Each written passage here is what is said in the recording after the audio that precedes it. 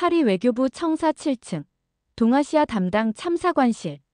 오후 3시 30분, 마리 듀보아의 손이 떨리고 있었다. 컴퓨터 화면에는 방금 전송받은 한국발 긴급 보고서가 떠 있었다. 투표율 79.4% 확정.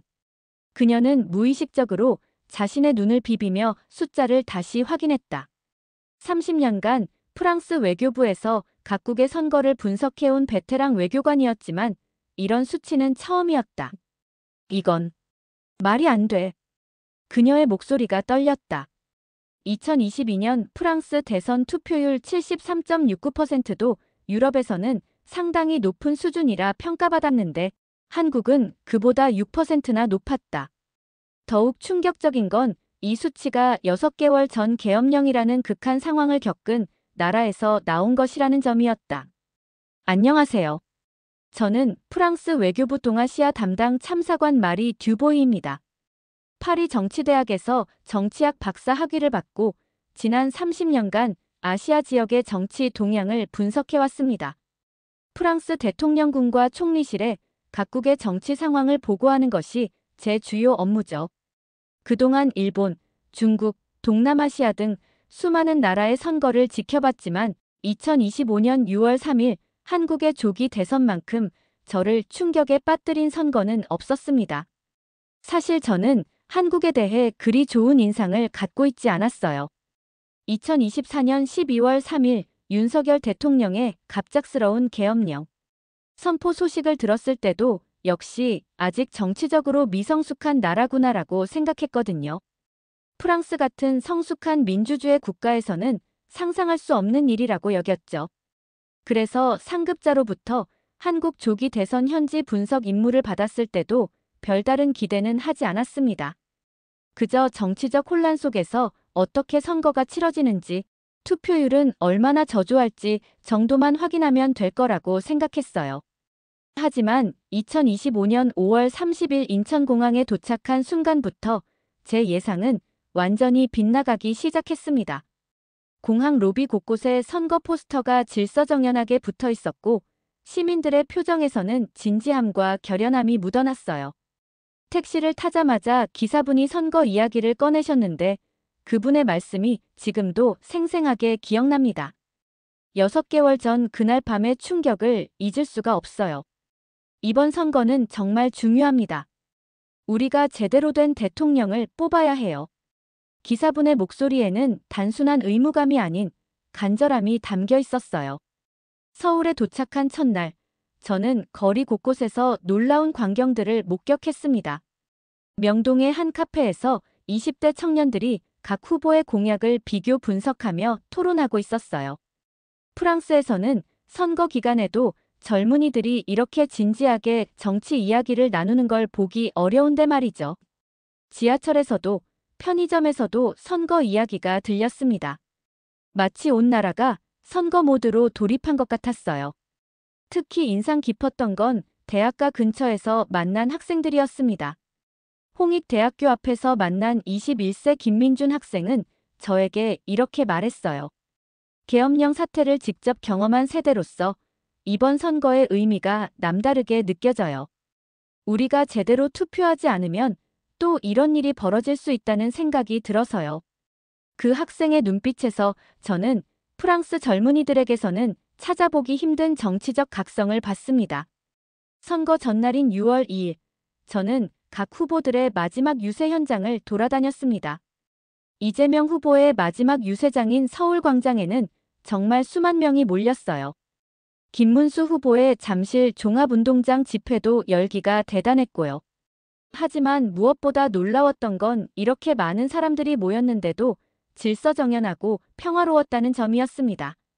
프랑스의 정치 집회에서는 종종 충돌이나 소란이 벌어지는데 한국에서는 그런 모습을 전혀 볼 수 없었어요. 그리고 드디어 선거 당일인 6월 3일이 왔습니다. 저는 오전 6시부터 여러 투표소를 돌아다니며 현장을 관찰했는데 정말 믿을 수 없는 광경을 목격했어요. 투표소가 열리기도 전에 벌써 길게 줄을 서서 기다리는 시민들을 본 거예요. 프랑스에서는 상상할 수 없는 일이었죠. 더욱 놀라웠던 건 모든 연령대의 사람들이 참여하고 있다는 점이었어요. 20대 청년부터 80대 어르신까지 마치 온 국민이 하나 된 것 같았습니다. 강남구의 한 투표소에서 만난 78세 박영수 어르신의 말씀이 특히 인상적이었어요. 젊은 시절 군사정권 시대를 겪어봤기 때문에 민주주의가 얼마나 소중한지 알아요. 6개월 전 계엄령 소식을 들었을 때 정말 충격이었죠. 이번 선거로 제대로 된 민주주의를 되찾아야 해요. 어르신의 목소리에는 역사의 무게가 담겨 있었습니다. 하루 종일 여러 투표소를 돌아다니며 저는 한국 민주주의의 생명력을 온몸으로 느꼈습니다. 투표소로 향하는 시민들의 발걸음에는 의무감이 아닌 자발적인 참여 의지가 담겨 있었어요. 투표를 마치고 나오는 사람들의 얼굴에는 뿌듯함과 책임감을 다한 만족감이 가득했습니다. 이 모든 것이 6개월 전의 어두운 기억을 씻어내고 있는 것 같았어요. 그리고 저녁 8시 투표가 마감되자마자 저는 서울 시내의 한 카페에서 개표 방송을 지켜보기 시작했습니다. 프랑스에서 경험했던 차분하고 진중한 개표 방송을 예상했는데 한국의 개표 방송은 완전히 달랐어요. 제가 본 것은 정말 상상을 초월하는 세계였습니다. 먼저 투표율 발표부터 충격이었어요. 선거관리위원회에서 최종 투표율을 발표하는 순간 저는 제 귀를 의심했습니다. 79.4%라는 숫자가 화면에 떴거든요. 저는 옆에 앉아있던 한국인에게 다시 한번 확인했어요. 정말 79.4%가 맞나요? 그분은 당연하다는 표정으로 고개를 끄덕이셨죠. 이 숫자가 얼마나 놀라운지 설명해 드릴게요. 프랑스의 2022년 대선 투표율이 73.69%였는데 이것도 유럽에서는 상당히 높은 편이라고 여겨졌거든요. 미국의 2020년 대선 투표율 66.6%는 역대 최고치라며 전 세계가 주목했었고요. 그런데 한국은 그보다 10% 이상 높은 수준을 기록한 거였어요. 더욱 놀라운 건 이 수치가 28년 만에 최고치라는 점이었습니다. 저는 급히 노트북을 꺼내 다른 나라들의 투표율과 비교해봤어요. 독일이 보통 76% 정도, 프랑스가 70% 초반인데 한국은 거의 80%에 육박하는 수치를 기록한 거였죠. 전 세계 민주주의 국가들 중에서도 최상위권에 해당하는 수준이었습니다. 그런데 더욱 놀라운 건 이런 높은 투표율이 어떤 상황에서 나온 것인지였어요. 6개월 전 계엄령이라는 극한 상황을 겪고 대통령 탄핵과 파면이라는 정치적 혼란을 거쳐온 상황에서 말이에요. 보통 이런 상황에서는 시민들이 정치에 대해 피로감을 느끼고 투표율이 떨어지는 게 일반적인데 한국은 정반대였습니다. 카페에 있던 다른 사람들의 반응도 흥미로웠어요. 한국인들조차 이 투표율에 놀라워하고 있었거든요. 저는 즉시 이 수치의 의미를 분석해보기 시작했습니다. 한국의 유권자 수가 4,439만 명인데 그중 79.4%인 3,524만 명이 투표에 참여한 거였어요. 이는 단순히 숫자가 아니라 한국 민주주의의 건강성을 보여주는 지표였습니다. 특히 지역별 투표율도 인상적이었어요. 광주가 83.9%로 가장 높았고 서울도 80.1%를 기록했습니다. 심지어 가장 낮은 제주도도 74.6%였어요. 프랑스에서 74%면 굉장히 높은 수준인데 한국에서는 가장 낮은 지역이었던 거죠. 더욱 놀라웠던 건 사전 투표율이었습니다. 34.74%의 유권자가 사전 투표에 참여했다는 거예요. 이는 대선 사전 투표 역사상 두 번째로 높은 수치라고 했습니다. 한국인들이 얼마나 이번 선거에 관심이 많았는지를 보여주는 대목이었죠. 해외 거주 한국인들의 참여도 인상적이었어요. 118개국 223개 투표소에서 25만 8천 명이 투표에 참여했다고 했습니다. 먼 타국에서도 조국의 선거에 참여하려는 의지를 보인 거죠. 이 모든 수치들을 보며 저는 한국 민주주의의 특별함을 깨달았습니다. 서구 민주주의 국가들이 투표율 저하와 정치 무관심으로 고민하는 가운데 한국은 위기 상황에서 오히려 더 강한 참여 의지를 보인 거였어요. 하지만 이 놀라운 투표율은 시작에 불과했습니다. 곧이어 저는 한국의 개표 방송에서 또 다른 충격적인 광경을 목격하게 되거든요. 투표율 발표에 놀란 것도 잠시, 곧이어 저는 더욱 충격적인 광경을 목격하게 되었습니다. SBS 방송을 보고 있던 저는 처음에 제 눈을 의심했어요. 화면에 이재명과 김문수 후보가 변기를 뚫고 있는 애니메이션이 나타났거든요. 잠깐, 이게 정말 선거 방송이 맞나요? 프랑스에서 30년 넘게 정치를 분석해온 제가 본 어떤 선거 방송과도 완전히 달랐습니다. 그런데 이건 시작에 불과했어요. 곧이어 두 후보가 작은 말을 타고 경주하는 장면이 나왔습니다. 이재명 후보가 앞서가자 말 위에서 환하게 웃고 있더군요. 저는 옆에 앉아있던 한국인에게 물어봤어요. 이게 정말 대선 개표 방송이 맞나요? 그분은 당연하다는 표정으로 고개를 끄덕이셨습니다. 더욱 놀라운 건 이런 그래픽들이 즉석에서 만들어지는 게 아니라 SBS의 수십 명으로 구성된 전문팀이 수개월에 걸쳐 준비한 작품이라는 사실이었어요. 그들은 배우들을 이용해 움직임을 만든 다음 실제 후보자들의 얼굴을 합성한다고 했습니다. 가장 인상적이었던 건 오징어 게임을 패러디한 장면이었어요. 두 후보가 넷플릭스 드라마 오징어 게임에 나오는 무궁화, 꽃이 피었습니다나 딱지치기 같은 전통놀이로 경쟁하는 모습이 나왔거든요. 전 세계적으로 인기를 끈 한국 드라마를 선거방송에 활용한다니 정말 기발한 아이디어였습니다. 그런데 더 재미있는 건 한 팀원이 스피닝 수업을 열심히 듣다가 이걸 선거방송에 써보자고 제안했다는 이야기였어요. 그래서 나온 게 두 후보가 실내 자전거를 타면서 득표율에 따라 페달을 밟는 속도가 달라지는 애니메이션이었습니다. 일상의 작은 경험도 창의적인 콘텐츠로 바뀌는 한국인들의 상상력에 감탄했어요. 이런 전통은 약 10년 전에 시작되었다고 합니다. 한국의 방송사들이 K-팝과 K-드라마의 전통을 활용해서 정치를 재미있고 즐겁게 만들면 더 많은 시청자를 끌 수 있다는 걸 깨달았던 거죠. 처음에는 간단한 2D 그래픽으로 시작했는데 반응이 좋아서 점점 규모와 범위가 커진 거라고 했습니다. 저는 즉시 이런 개표 방송이 다른 나라에서는 어떻게 받아들여질지 궁금해졌어요. 프랑스에서 이런 방송을 했다면 아마 정치적 품위를 떨어뜨린다며 엄청난 비판을 받았을 겁니다. 그런데 한국에서는 이게 완전히 자연스러운 일이었어요. SBS만이 아니었습니다.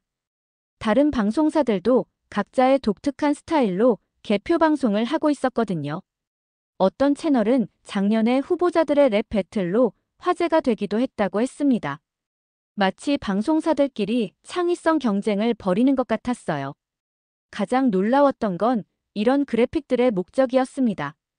SBS 관계자는 이런 그래픽의 목적이 시청자들의 관심을 끌고 민주적 과정에 계속 집중하게 하는 것이라고 설명했어요.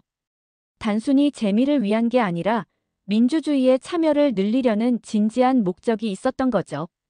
실제로 효과도 있는 것 같았어요. 카페에 있던 젊은 사람들이 개표 방송을 보며 계속 웃고 있었거든요. 프랑스에서는 개표 방송이 시작되면 채널을 돌리거나 잠자리에 드는 사람들이 많은데 한국에서는 오히려 더 많은 사람들이 관심을 갖고 지켜보고 있었습니다. 한 대학생이 저에게 말했어요.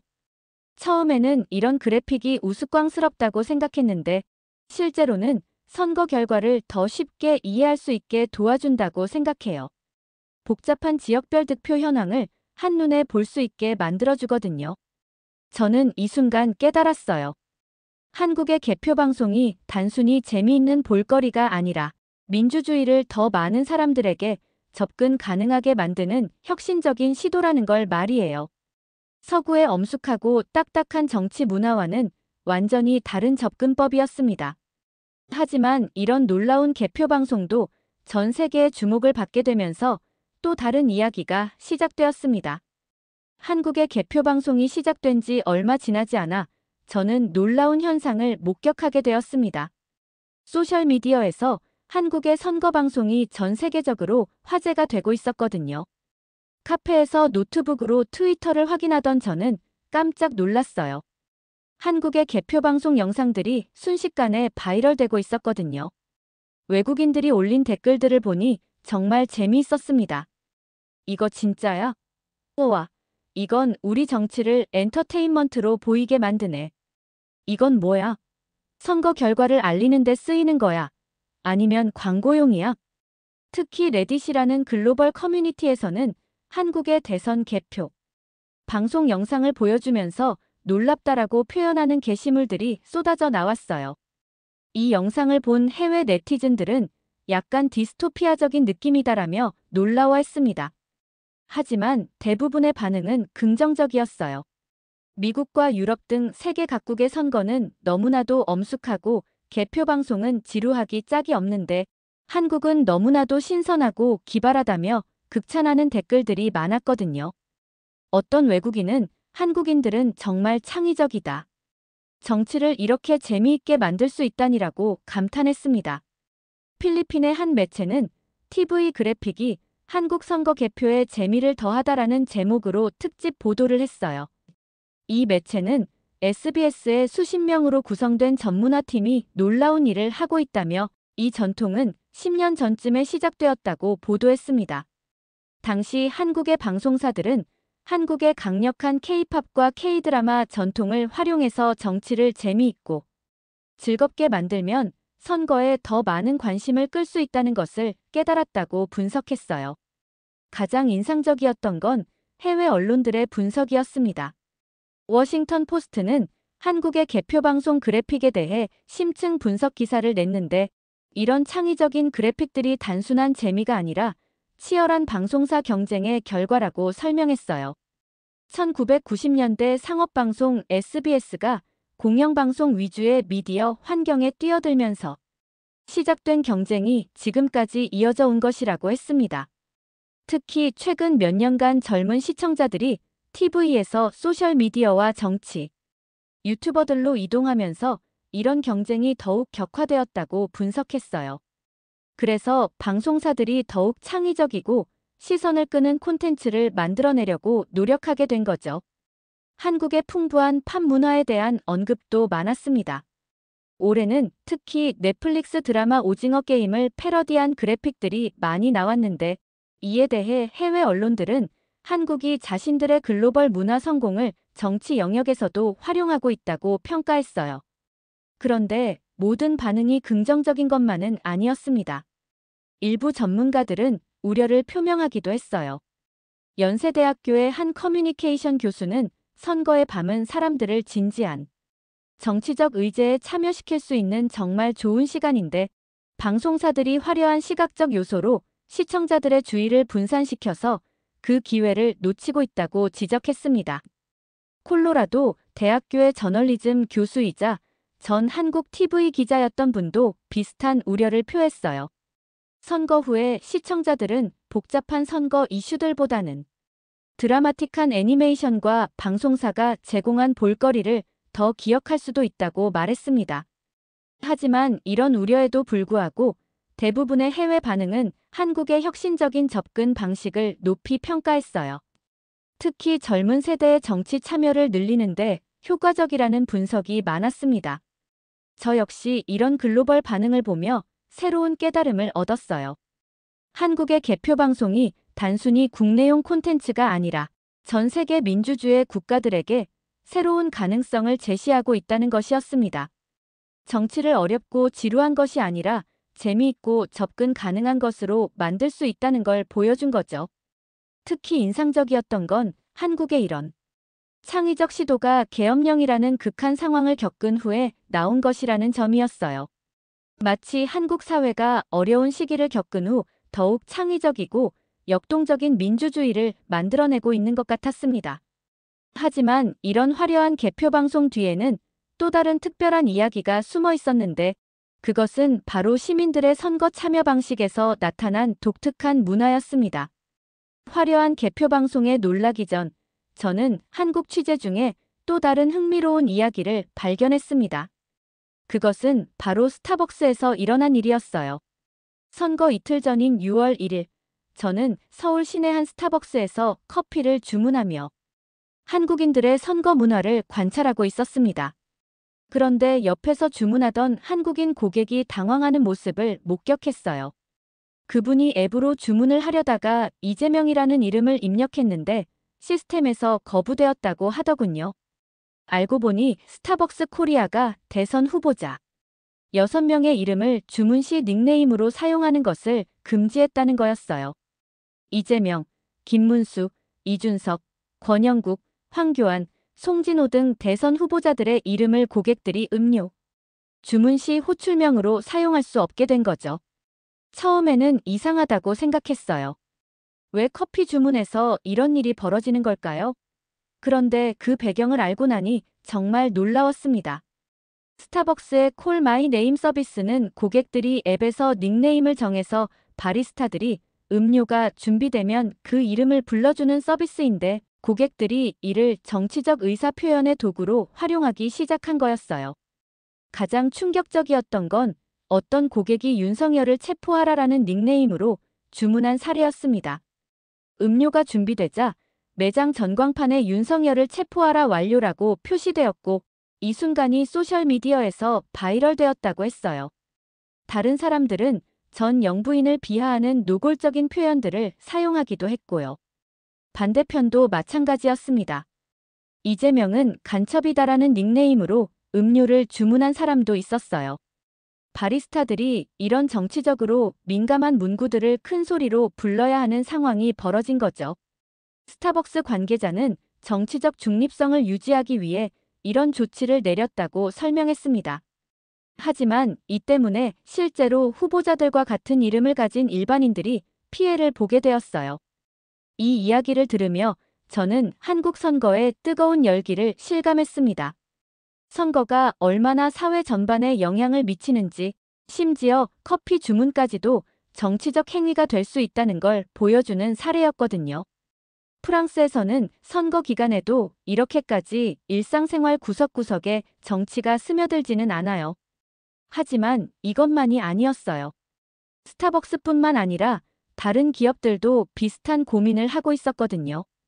네이버 같은 검색 포털은 후보자 이름에 대한 자동 완성 기능을 비활성화했어요. 편향되거나 오해의 소지가 있는 검색 제한이 유권자들의 판단에 영향을 줄 수 있다고 판단한 거죠. 더 놀라웠던 건 연예인들까지 옷 색깔을 조심하고 있다는 이야기였어요. 각 정당을 상징하는 파란색이나 빨간색 옷을 입는 것만으로도 지지자로 간주되어 비판을 받을 수 있기 때문이라고 했습니다. 그래서 일부 유명인들은 검은색, 흰색, 회색 같은 중립적인 색깔의 옷만 입거나 빨간색과 파란색을 섞어서 입는다고 하더군요. 심지어 손가락 제스처도 조심해야 한다고 했어요. 비자 손가락 모양도 투표용지에서 이번 후보를 지지하는 것으로 해석될 수 있다는 거였습니다. 이런 이야기들을 들으며 저는 한국 사회의 정치적 열정이 얼마나 뜨거운지 깨달았어요. 프랑스에서는 선거 기간에도 이렇게까지 일상생활 구석구석에 정치가 스며들지는 않거든요. 하지만 한국에서는 커피 주문부터 옷 색깔, 손가락 제스처까지 모든 것이 정치적 메시지로 해석될 수 있는 상황이었습니다. 동시에 이런 현상이 6개월 전 계엄령 사태 이후 더욱 심화되었다는 점도 인상적이었어요. 국민들이 그 충격적인 경험을 통해 정치에 대한 관심과 참여 의식이 더욱 높아진 것 같았습니다. 한편으로는 우려스러운 면도 있었어요. 사회가 너무 양극화되어서 중립적인 공간이 줄어들고 있다는 느낌이 들었거든요. 하지만 다른 한편으로는 이런 높은 정치적 관심이 79.4%라는 놀라운 투표율로 이어진 것도 사실이었습니다. 그런데 이런 정치적 열기는 단순히 갈등만 만들어낸 것이 아니라 한국 사회에 특별한 창의성과 혁신을 가져다주기도 했는데 그것이 바로 제가 다음에 목격하게 될 놀라운 광경이었습니다. 스타벅스 이야기에 놀란 것도 잠시, 저는 한국 선거에서 또 다른 놀라운 현상을 발견하게 되었습니다. 그것은 바로 K-팝과 K-드라마로 대표되는 한국 문화가 정치 영역에까지 확장되어 완전히 새로운 정치 언어를 만들어내고 있다는 것이었어요.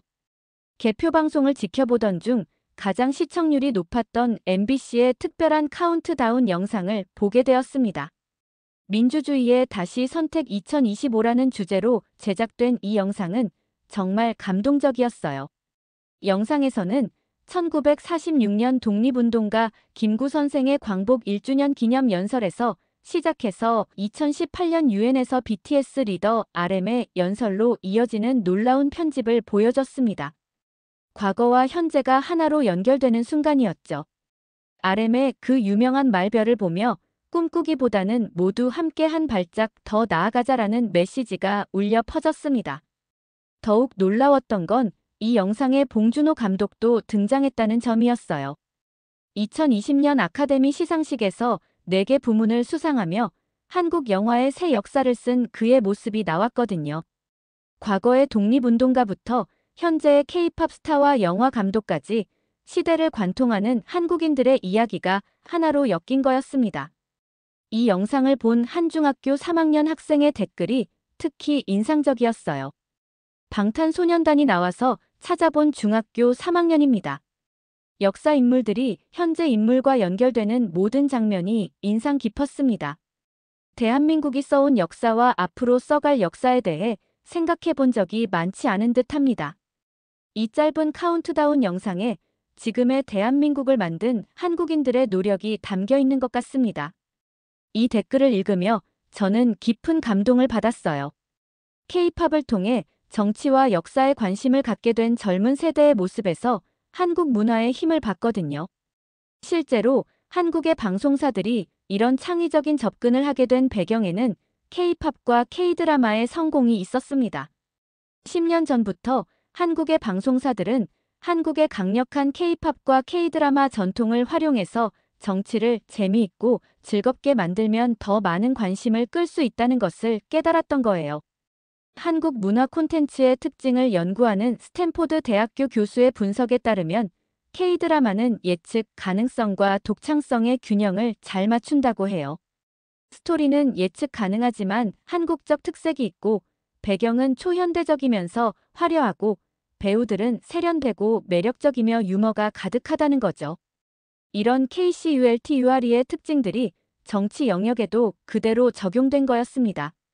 오징어 게임 패러디, BTS와 역사 인물의 만남, 봉준호 감독의 등장까지 모든 것이 한국 문화의 글로벌한 성공을 정치적 스토리텔링에 활용한 결과였어요. 더욱 놀라웠던 건 이런 접근이 실제로 효과가 있다는 점이었습니다. 젊은 세대들이 K-팝과 K-드라마를 통해 정치에 관심을 갖게 되고 결과적으로 79.4%라는 높은 투표율로 이어진 거죠. 한 방송 관계자는 이렇게 설명했어요. 우리는 사람들이 새로운 영화를 기대하듯이 선거 개표 방송을 기대하게 만들고 싶었습니다. 이번에는 뭘 보여줄까라고 생각하게 만드는 거죠. 이런 접근 방식은 전 세계적으로도 주목받았습니다. 한국의 소프트 파워가 정치 영역에서도 발휘되고 있다는 분석이 나왔거든요.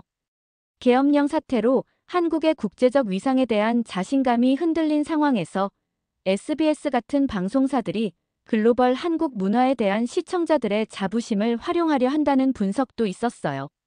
실제로 한국 정부는 1990년대부터 문화를 수출 상품으로 만들기 위한 정책을 펼쳐왔고 그 결과가 지금 정치 영역에서도 꽃을 피우고 있는 거였습니다. K-팝, K-드라마, 한국 영화가 전 세계적으로 성공하면서 한국 문화 자체가 하나의 브랜드가 된 거죠.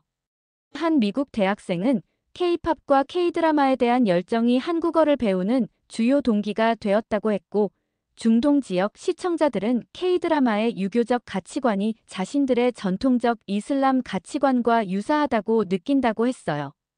이런 글로벌한 문화적 영향력이 이제 한국의 정치 스타일에도 영향을 미치고 있었습니다. 단순히 딱딱한 정치 뉴스가 아니라 감동과 재미, 그리고 창의성이 가득한 정치 콘텐츠를 만들어내는 거였어요. 저는 이 순간 깨달았습니다. 한국의 선거 문화가 단순히 높은 투표율이나 창의적인 방송만이 아니라 문화와 정치가 하나로 어우러져 새로운 민주주의의 모델을 만들어내고 있다는 것을 말이에요. 하지만 이런 문화적 혁신이 어떻게 시민들 개개인의 삶과 연결되는지는 다음에 제가 목격한 더욱 놀라운 이야기를 통해 알 수 있었습니다. KCULT 유아리가 만든 정치의 새로운 언어에 놀란 것도 잠시 저는 투표소 주변에서 더욱 흥미로운 현상을 목격하게 되었습니다. 젊은 유권자들이 투표 후 찍는 인증샷의 방식이 완전히 달라졌다는 것이었어요.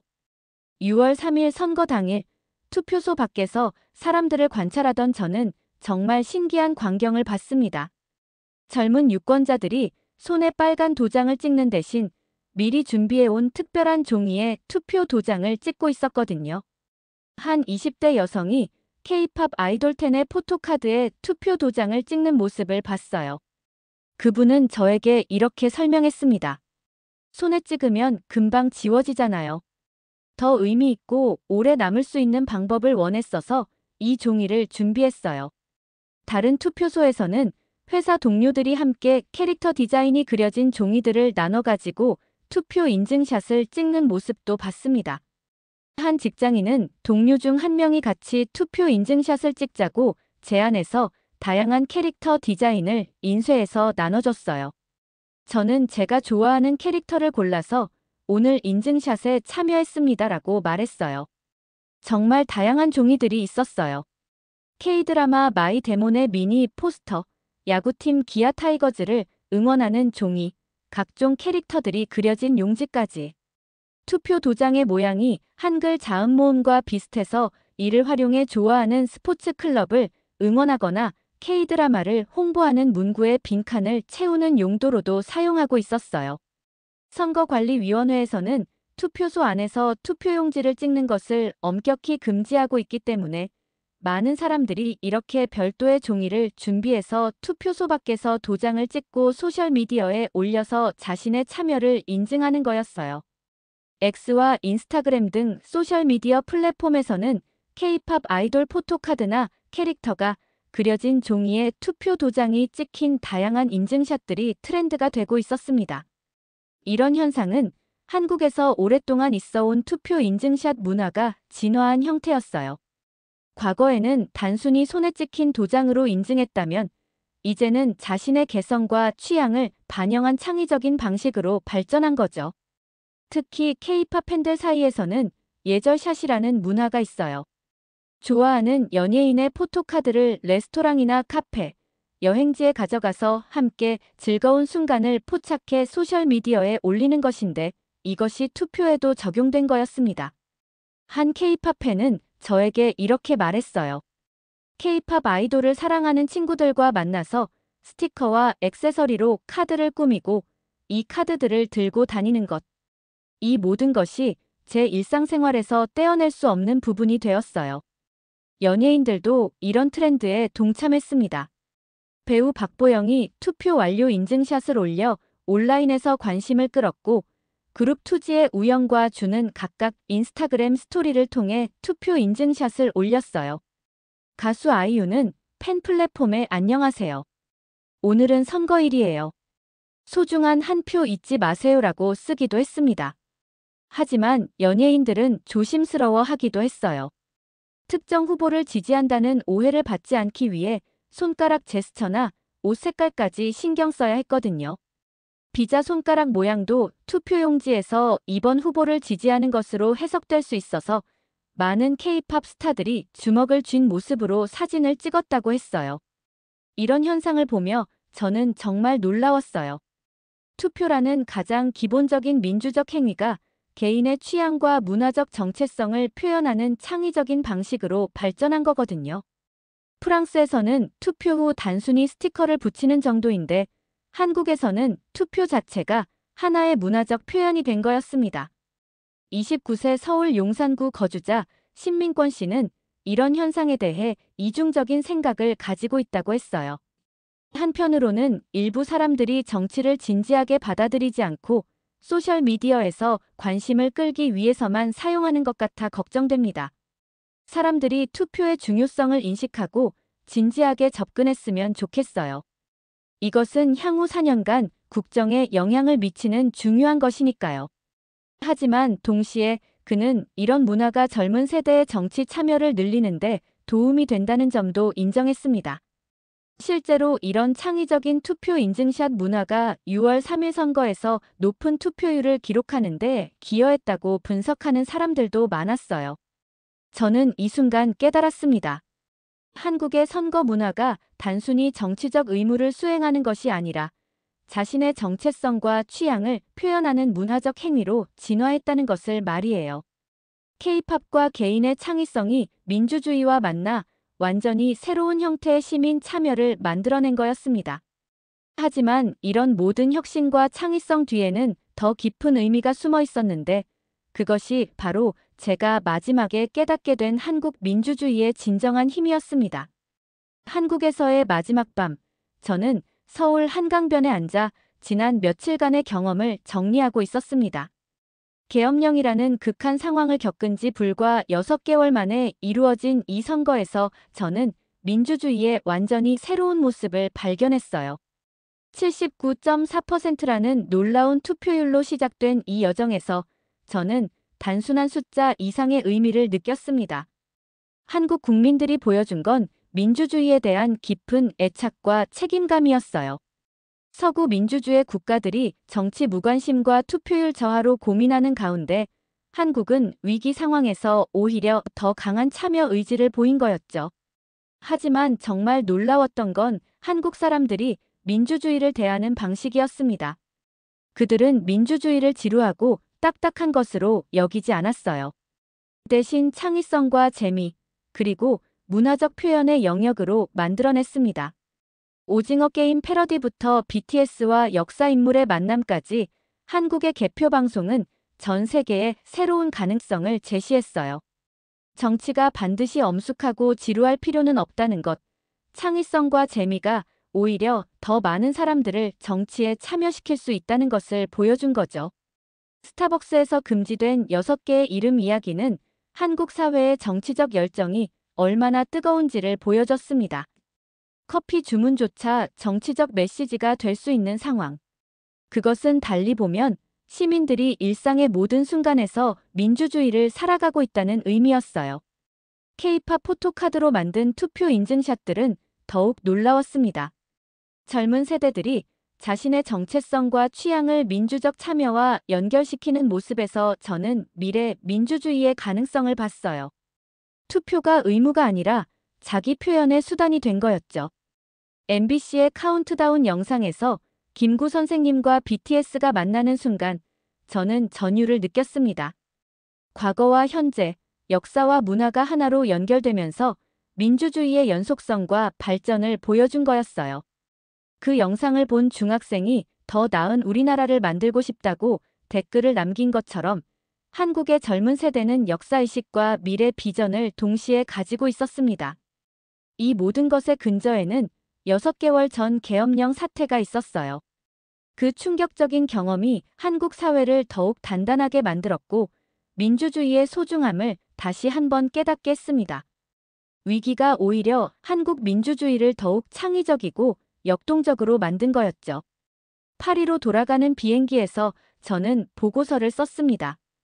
한국은 민주주의가 지루할 필요가 없다는 것을 증명했다. 창의성과 참여, 그리고 역사의식이 결합될 때 민주주의는 더욱 강해진다. 한국의 선거를 보며 저는 깨달았어요. 민주주의는 완성된 제도가 아니라 계속 진화하는 살아있는 것이라는 걸 말이에요. 한국 사람들은 자신들의 문화와 창의성을 민주주의에 불어넣어 완전히 새로운 형태의 시민 참여를 만들어냈습니다. 프랑스 외교부로 돌아간 저는 상급자들에게 이 놀라운 경험을 보고해야 했습니다. 처음에는 제 보고서를 믿지 않는 분위기였어요.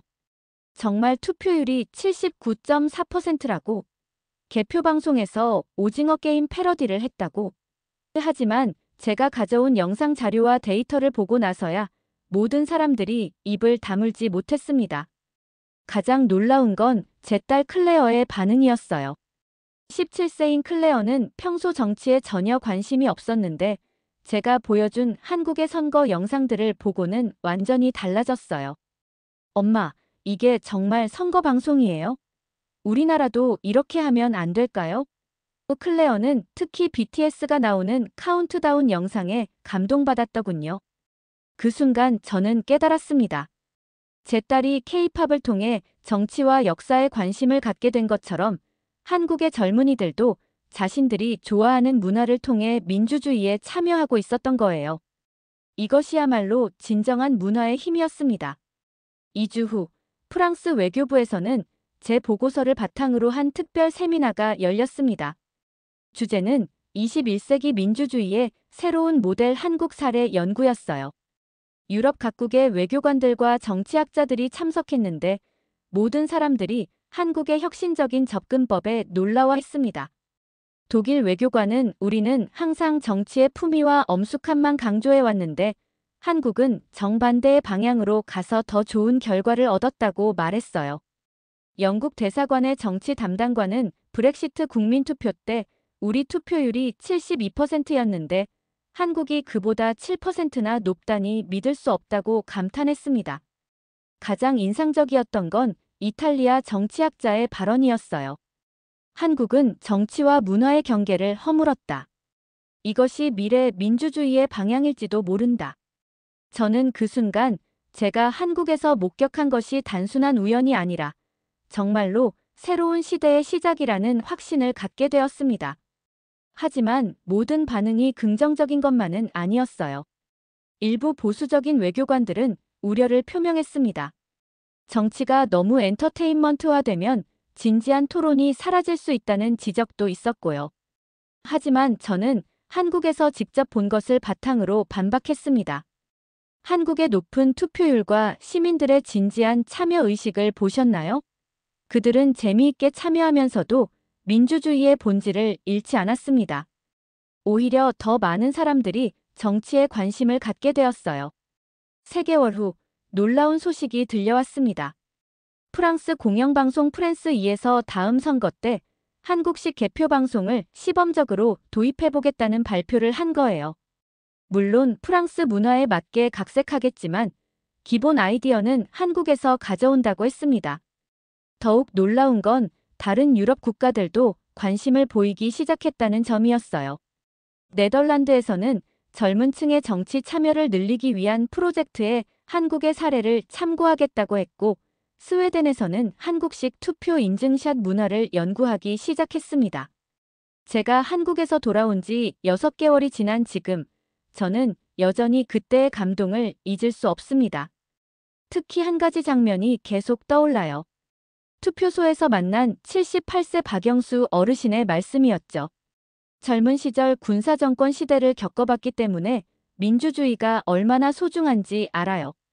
6개월 전 계엄령 소식을 들었을 때 정말 충격이었죠. 이번 선거로 제대로 된 민주주의를 되찾아야 해요. 그 어르신의 목소리에는 역사의 무게와 함께 미래에 대한 희망이 담겨 있었어요. 한국 사람들은 어려운 과거를 딛고 일어서서 세계에서 가장 창의적이고 역동적인 민주주의를 만들어낸 거였습니다. 지난주에는 더욱 놀라운 일이 벌어졌어요. 제 딸 클레어가 학교에서 민주주의와 문화라는 주제로 발표를 했는데 한국의 선거 문화를 소개했다는 거예요. 클레어는 저에게 이렇게 말했습니다. 엄마 덕분에 정치가 재미있을 수도 있다는 걸 알았어요. 그리고 우리 세대가 어떻게 정치에 참여할 수 있는지도 생각해 보게 되었고요. 나중에 저도 엄마처럼 외교관이 되어서 세계 각국의 민주주의를 연구해 보고 싶어요. 딸의 이런 변화를 보며 저는 한국이 제게 준 선물이 얼마나 큰지 깨달았습니다. 단순히 업무상 경험이 아니라 인생관을 바꾼 변화였던 거예요. 최근 프랑스에서는 청년층의 정치 무관심이 심각한 사회 문제로 대두되고 있습니다. 2022년 대선에서 18세에서 24세 투표율이 67%에 그쳤거든요.